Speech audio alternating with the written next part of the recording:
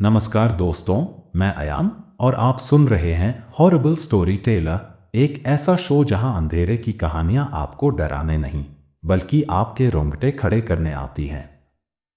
आज की कहानी सिर्फ एक डरावनी दास्तान नहीं है, बल्कि यह एक सच्ची घटना पर आधारित है जिसे सुनने के बाद शायद आप रात में अकेले बाहर निकलने की हिम्मत भी न करें।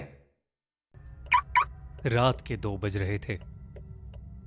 पीटर, जो कि एक उबर कैब ड्राइवर था, अपनी कार में बैठा बस अपनी आखिरी ड्यूटी का वेट कर रहा था।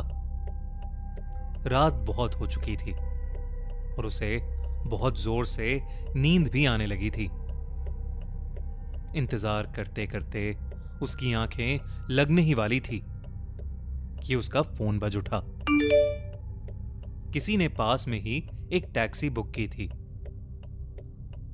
पीटर ने अपनी नींद भगाने के लिए मुंह पर पानी के छींटे मारे और पिकअप लोकेशन की तरफ ड्राइव करने लगा।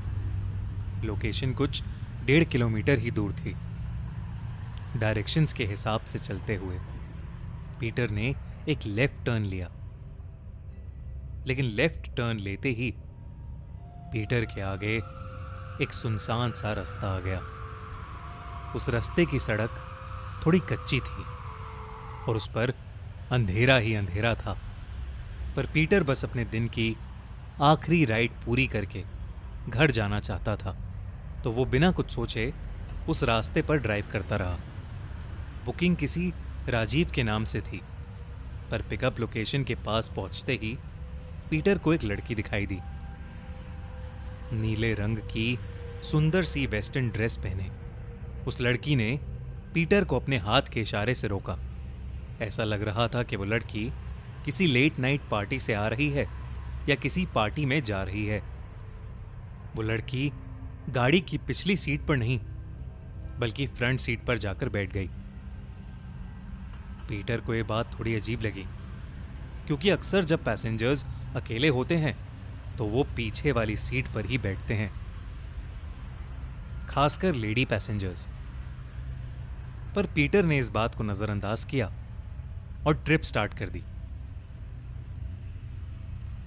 उस लड़की की ड्रॉप लोकेशन 7 किलोमीटर दूर एक हॉस्पिटल की थी।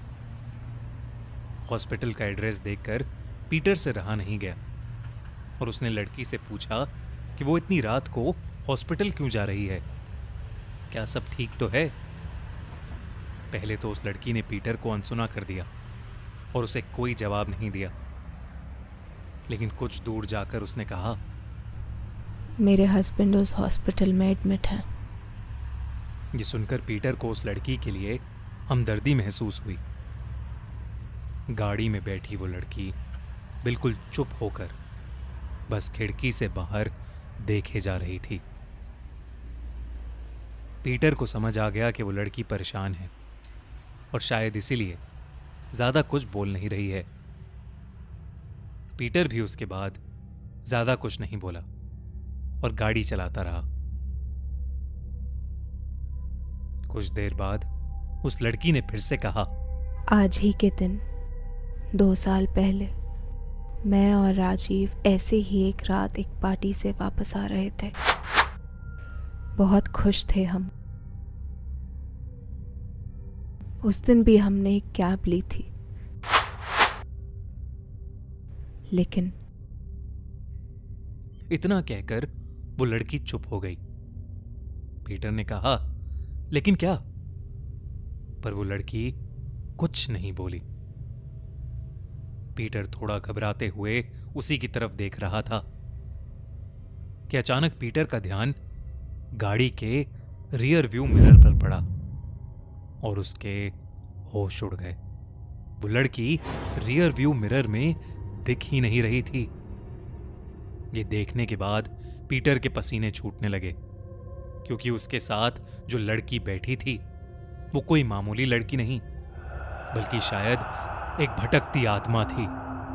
पीटर ने अपने बौखलाए और बेचैन मन को किसी तरह शांत कराया और हिम्मत से काम लिया। उसने एक तरकीब सोची। पीटर ने अचानक से गाड़ी के ब्रेक लगा दिए। एक जोर के झटके से गाड़ी रुकी तो वो लड़की पीटर को गुस्से से देखने लगी। फिर डरते हुए पीटर गाड़ी से उतरा और गाड़ी चेक करने लगा।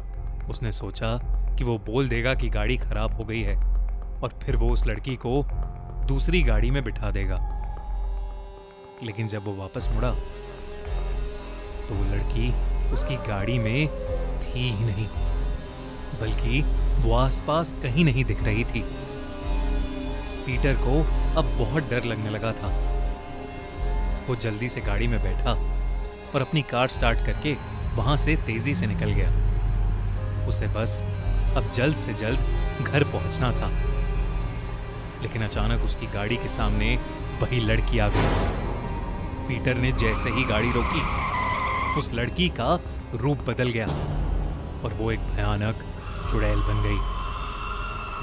पीटर ने फिर हिम्मत की और गाड़ी स्टार्ट कर दी और वो गाड़ी को उस चुड़ैल के पार पार ले गया। पीटर अपनी गाड़ी लगभग 80 किलोमीटर/आवर की स्पीड पर भगा रहा था। कुछ ही पल बाद जब पीटर ने रियर व्यू मिरर से पीछे देखा तो वो सुन पड़ गया। वो लड़की उसकी गाड़ी के पीछे आ रही थी। पीटर जितनी भी स्पीड बढ़ा रहा था, वो उतनी ही तेजी से पीटर के पीछे पीछे आ रही थी। पीटर इतना घबरा उठा कि उसने पीछे देखना ही बंद कर दिया। लेकिन वो चुड़ैल पीटर के बगल में आकर उड़ने लगी। उसने पीटर को एक बहुत ही डरावनी नजर से देखा और पीटर का स्टीयरिंग व्हील पर से कंट्रोल हट गया। उसकी गाड़ी डिसबैलेंस हो गई और पीटर सीधा एक डिवाइडर से जा टकराया। ताज्जुब की बात यह थी कि उस डिवाइडर के सामने ही वो हॉस्पिटल था जहां उस लड़की की ड्रॉप लोकेशन थी। पीटर के एक्सीडेंट की जोरदार आवाज सुनकर हॉस्पिटल के कुछ लोग दौड़े दौड़े पीटर के पास गए। पीटर जख्मी हालत में बेहोश पड़ा था और वो चुड़ैल वहां से गायब हो चुकी थी। पीटर को उसी हॉस्पिटल में एडमिट किया गया। जब पीटर को होश आया तो एक दिन उसने हॉस्पिटल स्टाफ से पूछा कि क्या कोई राजीव नाम का आदमी वहां एडमिट है। तो वहां की एक नर्स ये सुनकर थोड़ी चौंक उठी। उसने पीटर की पूरी कहानी सुनकर उसने पीटर को बताया कि 2 साल पहले उसी रात, जिस रात पीटर वहां एडमिट हुआ था, राजीव नाम के एक आदमी का पीटर की तरह ही एक्सीडेंट हुआ था, जिसमें वो और उसकी वाइफ दोनों बुरी तरह घायल हो गए थे। राजीव तो नहीं बच पाया था, लेकिन उसकी वाइफ को डॉक्टर्स ने बचा लिया था। उस नर्स ने पीटर को यह भी बताया कि राजीव की वाइफ कहती थी कि जिस रात उनका एक्सीडेंट हुआ था, उस रात उन्होंने एक कैब ली थी और वो कैब ड्राइवर शराब पीकर गाड़ी चला रहा था। उन्होंने जब उसे गाड़ी रोकने के लिए बोला तो वो बदतमीजी करने लगा और उसी कहासुनी में उन लोगों का एक्सीडेंट हो गया। कुछ समय बाद पता चला कि राजीव की मौत का सदमा उसकी वाइफ पर कुछ इस तरह बीता कि उसकी वाइफ ने भी एक गाड़ी के सामने आकर अपनी जान दे दी। ये सुनकर पीटर का दिल कांप उठा। वो शराबी कैब ड्राइवर और कोई नहीं बल्कि उसका सगा भाई था, जो उस एक्सीडेंट के बाद अपाहिज हो गया था। उसे नहीं पता था कि उसके भाई की वजह से 2 लोगों की जानें जा चुकी हैं। उसे समझ आ गया था कि उसके एक्सीडेंट की रात वो जिस औरत से मिला था वो राजीव की पत्नी की आत्मा थी और शायद वो उसे अपने भाई के किए का बदला ले रही थी।